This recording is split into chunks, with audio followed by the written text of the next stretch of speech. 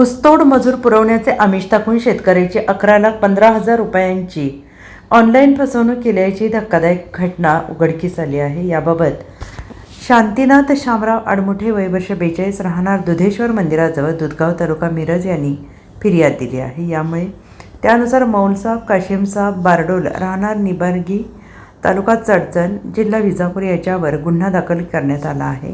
हा प्रकार 28 मे 2021 ते 18 जुलै 2025 या कालावधीत घडलेला आहे। याबाबत अधिक माहिती अशी की फिर्यादी शांतीनाथ आडमुठे हे मिरज तालुक्यातील दुधगाव परिसरात राहतात। संशयित मौलासाब आणि शांतीनाथ यांची ओळख झाली। शांतीनाथ यांना मौलासाब बारडोल यांनी ऊस तोड मजूर पाठवण्याचे आमिष दाखवत विश्वास संपादन केला। त्यानंतर त्यांच्याकडून ऑनलाईन पद्धतीने 11,15,000 रुपये घेतले। मात्र ठरल्याप्रमाणे ऊसतोड मजूर न पाठवता बारडोलने वेळकाढूपणा करत आर्थिक फसवणूक केली। आपली फसवणूक झाल्याचं निदर्शनास येताच शांतीनाथ आडमुठे यांनी सांगली ग्रामीण पोलीस ठाण्यात फिर्याद दिली। Bureau report SBN Marathi Vijapur.